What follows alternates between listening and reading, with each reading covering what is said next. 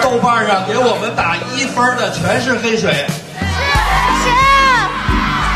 我觉得我们的影迷朋友可以自发的在豆瓣上给我们一个公平。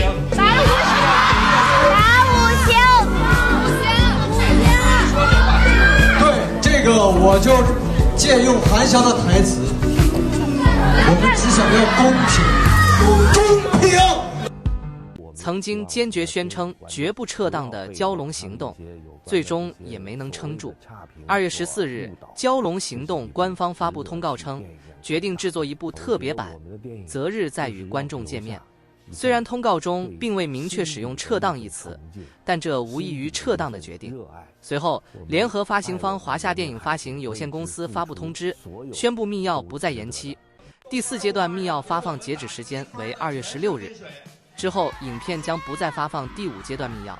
这意味着《蛟龙行动》将在2月16日后正式退出院线。大家好，欢迎来到幸福频道。今天我们将从各个角度深入分析《蛟龙行动》为何陷入困境，是什么原因导致这部曾经备受瞩目的影片最终票房惨淡，甚至不得不撤档呢？从客观公正的视角深度解读时事，我是李幸福。国产军事题材电影《蛟龙行动》是《红海行动》的续集，同样由导演林超贤执导，主演则包括黄轩、于适、张涵予、段奕宏等人。2018年《红海行动》上映后收获了36.52亿元票房。猫眼数据显示，截至2月14日15时24分，《蛟龙行动》票房仅约3.79亿元，在2025年春节档6部新片中排名最末。作为2024年投资最大的电影，《蛟龙行动》可以说是于东的一次放手一搏，但堪称惨淡的票房对博纳而言无疑是雪上加霜。据《21世纪经济报道》此前报道，2024年4月，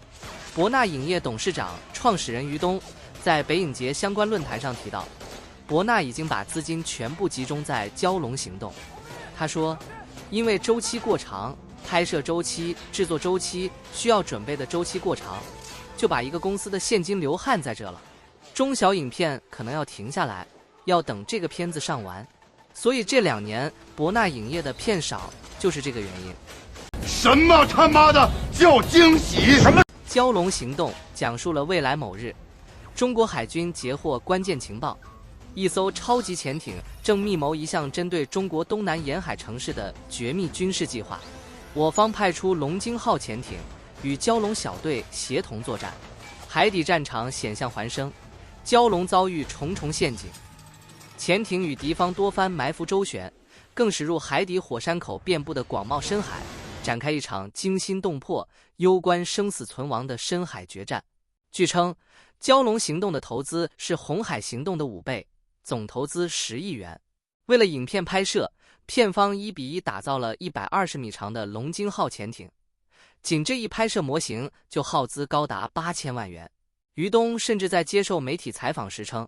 未来5年内都不会有如此大制作的电影。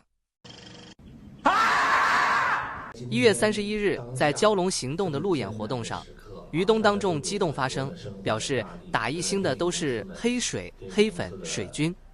并希望院线能稍微增加一些合理场次，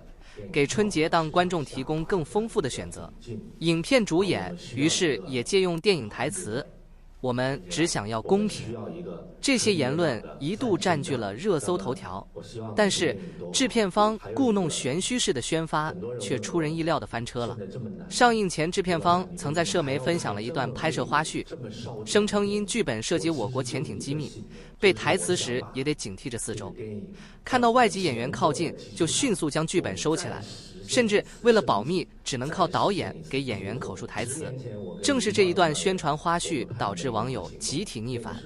能够拍成电影的内容还算得上机密吗？宣发团队并没有与当下网络情绪对齐，网友普遍喜欢耍宝卖萌、接地气的官方，早就不吃高高在上、故作高深这一套了。更何况这段幕后花絮还是故意剪辑而成的，演员张涵予在采访中澄清，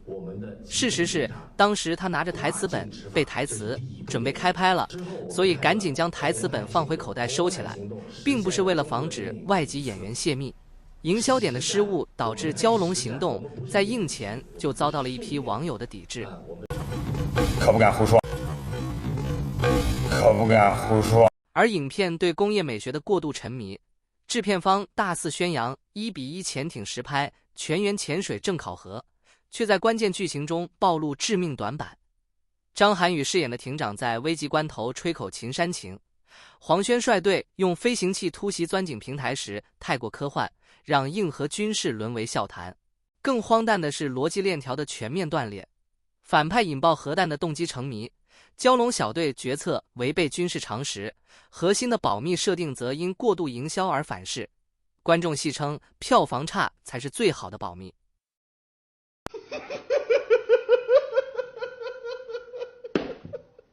蛟龙行动这个名字一听就知道是一部聚焦中国海军军事行动的电影。实际上，这种类型的影片现在可谓层出不穷，已经没有什么新鲜感了。不过，蛟龙行动之所以与众不同，主要在于它第一次把核潜艇的深海战斗场景搬上了大荧幕。片方还为此自豪地说，这是中国，甚至是全球电影的一项重大创新。另外，拍摄《蛟龙行动》的影视公司是博纳影业，他们一直专注于制作主旋律的爱国题材影片，也取得了不小的成就。比如说，之前拿下国内票房冠军的《长津湖》，还有广受好评的《红海行动》，都是他们的作品。于东抱怨遭到饭圈的反噬，却选择性遗忘，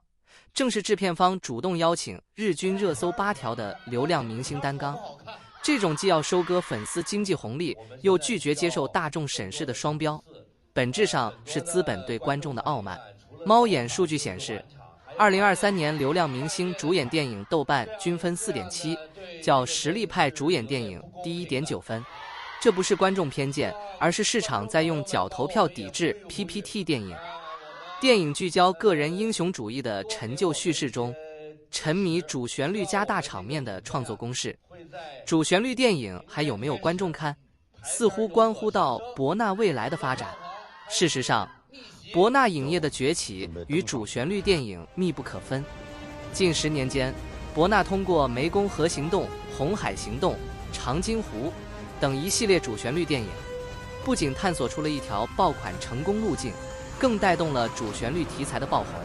但显然，近2年主旋律电影越来越难收割到高票房。陈凯歌的2部《志愿军》，张艺谋的《悬崖之上》票房均在10亿左右。陈思诚的《解密》票房仅3亿出头，蛟龙行动的惨败再一次印证，主旋律题材动辄20亿以上的票房成绩已经成为了过去。观众对同类题材电影已经出现了审美疲劳。我知道你有理，但我们先不讲道理。我知道你很急，但是你先别急。当观众用不看就是爱国解构该片营销话术，当绝不撤档沦为行业笑谈，这场败局早已超越电影范畴，它是面镜子，映照出内容生产与观众觉醒的认知鸿沟。唯有摒弃技术崇拜，重拾叙事诚意，中国电影才能行稳致远。好啦，小伙伴们，今天的视频就到这里，希望大家喜欢，记得订阅我的频道并分享您的看法。我们下期再见。